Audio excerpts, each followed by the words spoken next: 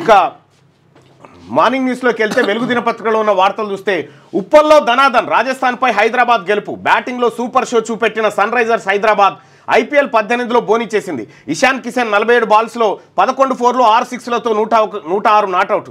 మెరుపు సెంచరీకి తోడు Travis Head 67, Klaasen 34, Nitish Kumar Reddy 30 చెలరేగడంతో ఆదివారం ఉప్పల్లో జరిగిన ఐపీఎల్ లీగ్ మ్యాచ్లో హైదరాబాద్ 44 రన్స్ తేడాతో రాజస్థాన్ రాయల్స్పై గెలిచింది. ముందుగా SRH 20 ఓవర్లో 286 రన్స్ చేసింది, 6 వికెట్లు కోల్పోయి. తర్వాత రాజస్థాన్ 20 ఓవర్లో 242, అంటే సమ ఉజ్జులుగా ఉన్నారని చెప్పి నేను చెప్పినాం కదా, స్కోర్కే పరిమితమైంది.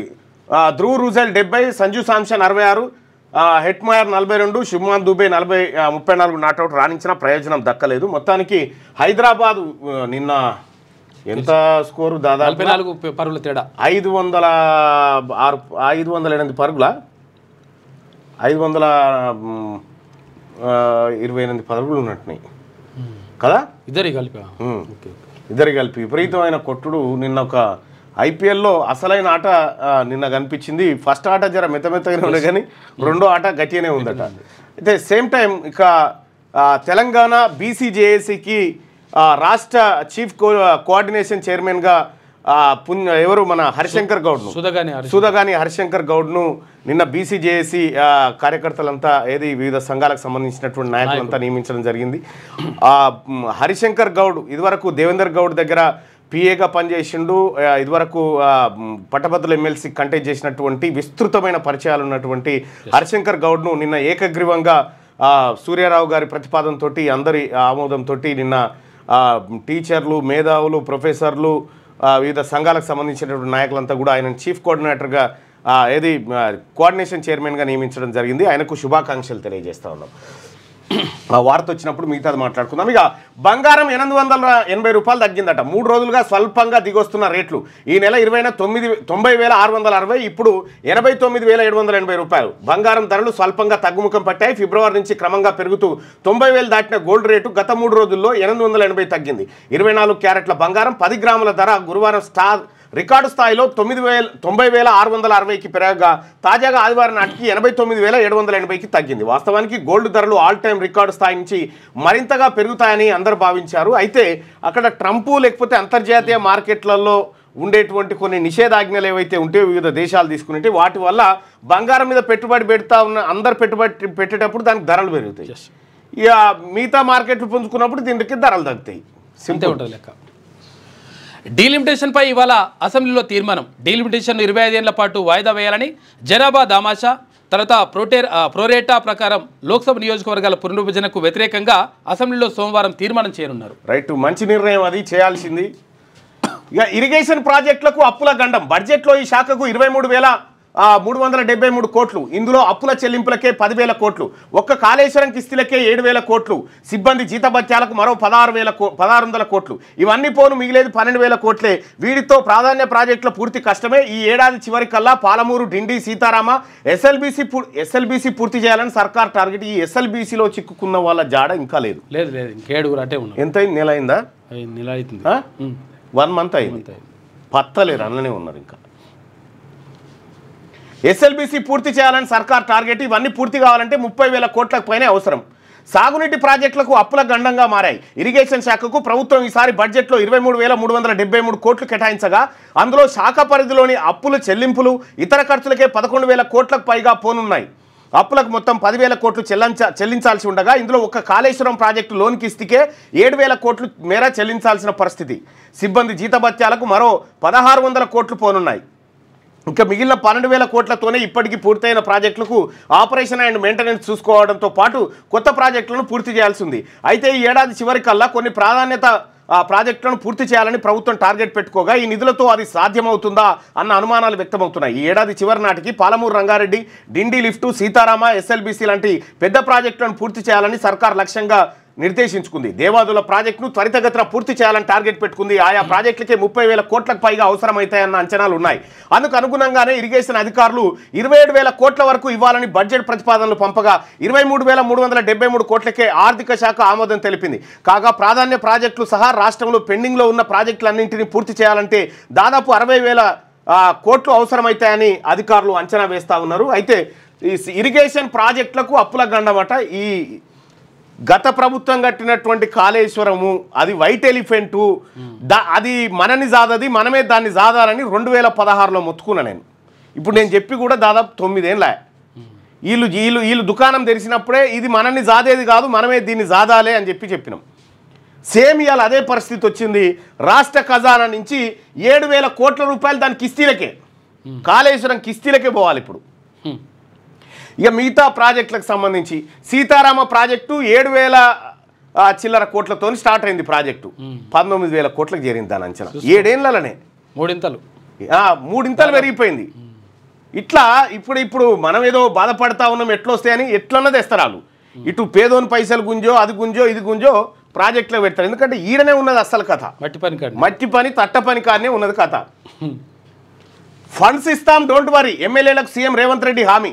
సిడిపి ఎస్డిఎఫ్ నిధులు మంజూరు చేస్తాం. వీటి కింద బడ్జెట్లో 3,000 కోట్లు పెట్టినాం. ఇబ్బందులు ఏమున్నా డైరెక్ట్గా నాకు చెప్పండి. నియోజకవర్గాల్లో సమస్యలపై దృష్టి పెట్టండి. ప్రభుత్వం చేసిన పనులను ప్రజల్లోకి తీసుకెళ్లాలని సూచన. ముఖ్యమంత్రి గారు ఇక్కడ మనం ఒకటి గమనించాం. ప్రభుత్వం చేసిన పనులను ప్రజల్లోకి చేసిందే ప్రజలకు తెలియదా మనం ఏం చేసిన సంగతి? ఇక్కడ భద్రాచలం సీతారాముల కళ్యాణానికి రావాలంటూ సీఎం రేవంత్ రెడ్డిని దేవాదాయ శాఖ మంత్రి కొండా సురేఖ ఆధ్వర్యంలో అధికారులు అర్చకులు ఆహ్వానించారు. ఇక చేసింది చెప్పుకోకపోతే ఎట్లా? ఇంత తక్కువ కాలంలో ఈ స్థాయిలో పథకాలు అభివృద్ధి కార్యక్రమాలు గతంలో ఏ ప్రభుత్వం చేపట్టలేదని ఎమ్మెల్యేలతో సీఎం రేవంత్ రెడ్డి అన్నారు. అయితే రేవంత్ రెడ్డి గారు ఇప్పుడు నీ ముంగట నీ పక్కన కూర్చున్నటువంటి ఎమ్మెల్యేలు అవును సార్ అంటారు. నీకు వాస్తవాలు ఏం చెప్పరు గ్రౌండ్లో జరిగేది. నీకెవడైతే వాస్తవం చెప్తాడో వాడు దుష్మను. అప్పుడు కేసీఆర్ పని అట్లే అయింది. అప్పుడు కేసీఆర్ పని ఇదే. ఆహా సార్ ఓహో సార్ వీళ్ళ పనుల కోసం ఆహా sir yes sir okay sir అంటారు. కానీ అంతా ఉట్టిదే. గ్రౌండ్ వేరే ఉంటుంది, ఇక్కడ వేరే ఉంటుంది. నువ్వు నిజాయితీగా ఒక్కరిద్దరన్నా చూజ్ చేసుకోవాలా నిజాయితీగా మాట్లాడేటోళ్ళని, నిజాయితీగా ఓపెన్గా చెప్పేటోళ్ళని. యథార్థవాది లోక విరోధి అంటారు కదా, ఆ యథార్థవాదిని చూసుకో. అందులో నీకే మంచిది ఈ 4 ఏళ్ళు, ఈ 3.5 ఏళ్ళు. అయితే అనుకున్న స్థాయిలో ఎమ్మెల్యేలు వాటిని ప్రజల్లోకి తీసుకెళ్లడం లేదని, ఈ విషయంలో అప్రమత్తత లేకపోతే ప్రతిపక్షాలు ఎదురుదాడి చేస్తాయని ఆయన హెచ్చరించినట్టు తెలిసింది. ప్రజలకు అందుబాటులో ఉంటున్నాం, సమస్యలు వింటున్నాం, వాటి పరిష్కరిస్తున్నాం అనేలా ఎమ్మెల్యేల పనితీరు మెరుగుపడాలి. సిడిపి ఎస్డిఎఫ్ మాత్రమే కాకుండా ప్రభుత్వం ఏ డిపార్ట్మెంట్ల కింద ఎన్ని నిధులు కేటాయించింది, వాటితో నియోజకవర్గాల్లో ఎక్కడెక్కడ ఏమేం పనులు చేయవచ్చో తెలుసుకొని ముందుకు వెళ్లాలని ఎమ్మెల్యేలకు సీఎం రేవంత్ రెడ్డి సూచించారు. చేసింది చెప్పుకోకపోతే ఎట్లా అని చెప్తా ఉన్నారు. మనం చేసింది ఏందో ఫస్ట్ లెక్క చూసుకోవాలి. మనం చెప్పింది ఏంది చేసింది ఏంది అనేది లెక్క చూసుకుంటే, ఇప్పటికే రేవంత్ రెడ్డి గారు నాకు మాట చెప్పండి. మీరు సీఎం గారు 20,000 కోట్ల రూపాయల రుణాలు మాఫీ చేసినాం.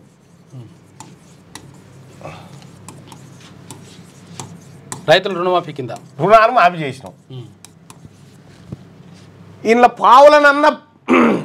పావుల మందం అన్న ప్రభుత్వానికి ఖ్యాతి వచ్చింది. ఇంట్లో 20,000 కోట్ల రూపాయలు మాఫీ చేసి మంత్రి గారు మాట్లాడి ఇక పైన చేసేది లేదు, ఇది ప్రభుత్వ నిర్ణయం అని చెప్పేసి ఈ 20,000 కోట్లను సరే రైతాంగానికి మాఫీ చేసి ఆ క్రెడిట్ నీకు రాకపోగా ఉల్టా మిమ్మల్ని తిరిగి చేయడం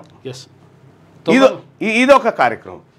ఇక సన్నబొడ్ల పంచాయతీ అదే, ఇందిరమ్మిళ్ళ పంచాయతీ అదే, రేషన్ కార్డులు అట అప్డేట్ చేయరని చెప్పి పిల్లగాలను యాడ్ చేస్తే పిల్లగాల పేరు మీద ఇచ్చినట్టు పిల్లగాల పేరు మీద వచ్చినట్టు. అవును, రేషన్ కార్డు 1 సంవత్సరం 2 సంవత్సరాల పిల్లగాల పేరు మీద. ఈ విషయం ఏంటంటే మీరేమనుకుంటారు అంటే ఫస్ట్ ఈ మంత్రి మండలి అందరినీ ఎవరెవరు ఏమేం చేసుకుంటారో చేసుకొని నీ పనుల నువ్వును. కానీ అల్టిమేట్గా ఈ 3.5 సంవత్సరాల కాలము అత్యంత గడ్డు కాలం. ఇప్పుడు తెలంగాణ రాష్ట్రంలో మీరు ఎదుర్కొన్నటువంటి ఎమ్మెల్సీ ఎన్నికల్లోనే స్వయంగా మీరు ప్రచారం చేస్తే కూడా గెలవలే. ముఖ్యమంత్రి హోదాలో పోయి 3 చోట్ల ప్రచారం చేస్తేనే గెలవలేదు. మీకు వ్యతిరేకంగా దాదాపుగా 1,20,000 పైచిలు 1,30,000 ఓట్లు పడ్డాయి మీకు వ్యతిరేకంగా. అంటే దాన్ని బట్టి అర్థం చేసుకోవాల్సింది ఏంటంటే మీలో ఏడో మార్పు రావాల్సినటువంటి అవసరం ఉంది.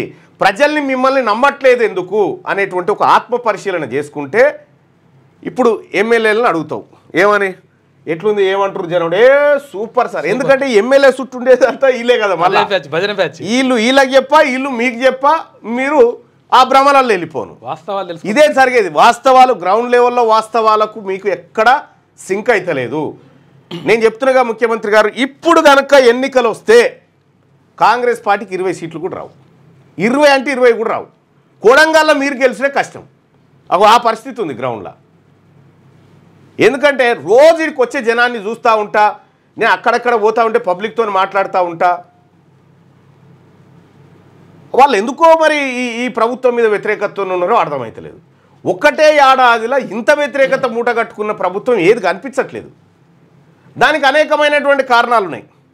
సో కులగణన విషయంలో మీరు చేసినటువంటి పొరపాట్ల వల్ల బీసీలో సంతృప్తి ఏం లేకుండా పైపెచ్చు మోసం చేసిరు అనేటువంటి ఒక భావన కలిగింది.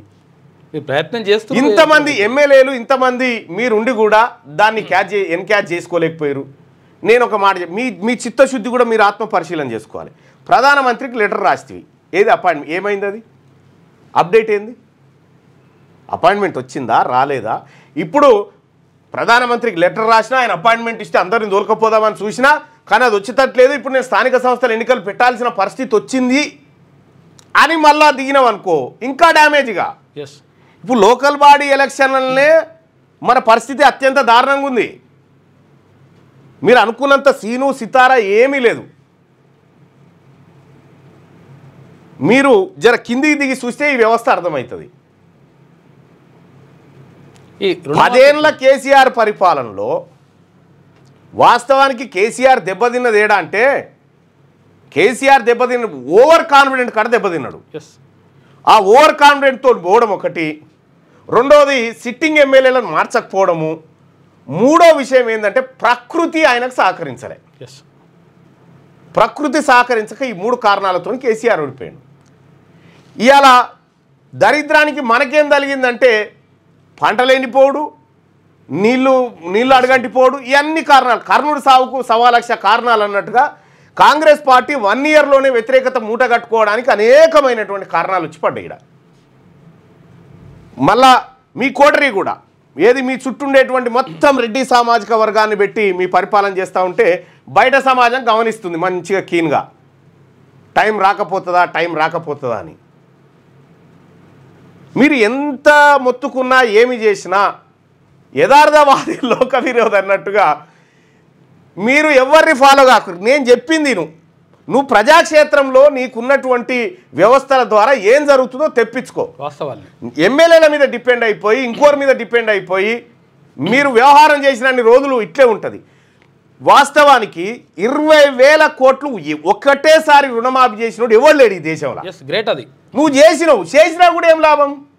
ఫస్ట్ 31,000 కోట్లు అని చెప్తారు. చేసినా ఏం జరిగింది? చేసినా మీకు నిజంగా మీకుండేటువంటి వ్యవస్థలో మీకుండేటువంటి ఒత్తిడి ఏందో నాకు తెలియదు, కానీ సరిదిద్దుకో దాన్ని. లేకపోతే ఇంకొక 6 నెలల్లో ఇప్పుడు రైట్ టు రీకాల్ ఉంటే దించి యువతల కింద వాడేద్దురు. ఎప్పుడో రైట్ టు రీకాలే కనుక ఇక్కడ మన తానుంటే 20,000 కోట్ల రూపాయలు మాఫీ చేస్తే రైతులు సంతోషంగా లేరు, మీదికెళ్ళి తిట్టుడా. ఊర్ల పొంటి 90 మందికి ఇచ్చి 10 మందికి ఎక్కువ 10 మంది చూసుకుంటారు. ఈ 90 మంది ఇల్లు తిరిగి చెప్పారు నాకు వచ్చిందని.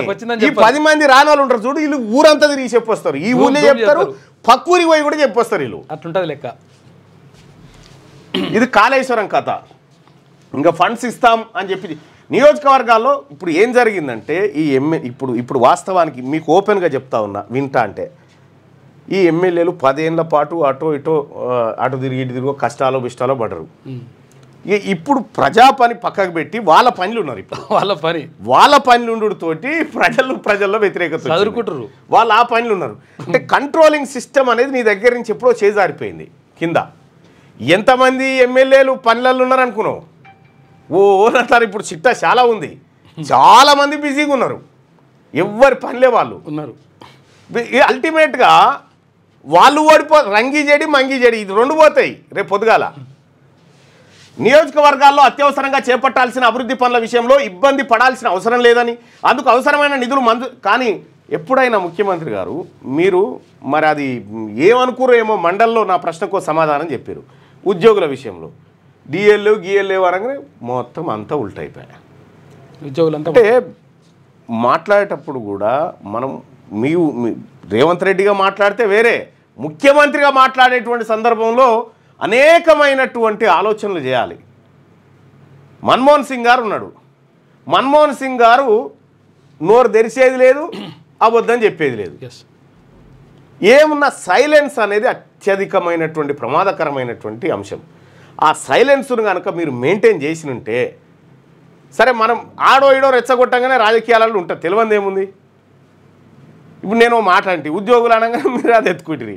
మరి ఎందుకు అంటారు అవతలోడు ఏం కథ, ఎక్కడ ఇరుక్కుతున్నాం ఏందని మనం చూసుకోవాలి కదా. రైట్గా చేసింది చెప్పకపోతే ఎట్లా అంటే ఇప్పుడు చెప్పేటందుకు నీ కాడ వ్యవస్థనే లేదు, వాళ్ళ పనిలో వాళ్ళు బిజీగా ఉన్నారు. కాంగ్రెస్ పార్టీ ఎమ్మెల్యేలకు సీఎం రేవంత్ రెడ్డి హామీ ఇచ్చారు. Constituency development programme CDP special development fund కింద ఎమ్మెల్యేలకు అవసరమైన నిధులు ఇస్తామని భరోసా ఇచ్చారు. ఎలాంటి సమస్యలున్నా తన దృష్టికి తీసుకురావాలని సూచించారు. అధికారంలోకి వచ్చి 15 నెలలైనా నియోజకవర్గాల్లో పెద్దగా అభివృద్ధి పనులు చేపట్టలేకపోయామని కొందరు ఎమ్మెల్యేలు సీఎం రేవంత్ రెడ్డి దృష్టికి ఎమ్మెల్యేలకంటే DCC ప్రెసిడెంట్లు ఉంటారు చూడు, DCC ప్రెసిడెంట్లు, మండల పార్టీ అధ్యక్షులు ఫస్ట్ వీళ్ళని లైన్లోకి తీసుకో. వీళ్ళని లైన్లోకి తీసుకుంటే మొత్తం వ్యవస్థ నీకు సమీకృతం అవుతుంది, లేకపోతే కుప్పగూలుతుంది. జిల్లా పార్టీ ఎందుకంటే కాంగ్రెస్ పార్టీ కార్యకర్తలు నిమ్మలంగా లేరు. జనం తర్వాత, జనానికి చేసుడు తర్వాత, కానీ సొంత పార్టీ కార్యకర్తలే నిమ్మలంగా లేరు. ఇప్పుడు ఉగాది నుంచి సన్నబియ్యం, ఇక ఉగాది ఇప్పుడు ఒక 6,000 కోట్ల రూపాయలు ఏదో పథకం పెట్టావు కదా, దాని ఫలితం ఏమొస్తుందో చెప్తున్నా. ఇప్పుడే ఫలితం రాకపోగా స్థానిక సంస్థల ఎన్నికల్లో ఉల్టా అవుతుంది చూడు. ఇంకా అప్పుడు ఆయన దళిత బంధు పెట్టినట్టు ఇప్పుడు ఏమవుతుందంటే అది జరిగేది ఏంటంటే అదే మన కష్టపడ్డ కాంగ్రెస్ పార్టీ కార్యకర్తకు పథకము స్కీము ఇస్తాం. ఇయ్యంగానే ఊర్లో ఆచ్చా మీరే తింటారని ఇటు బీజేపీ, BRS, లెఫ్ట్, రైట్ అందరూ ఒకటే అవుతారు ఊళ్ళో పోయి.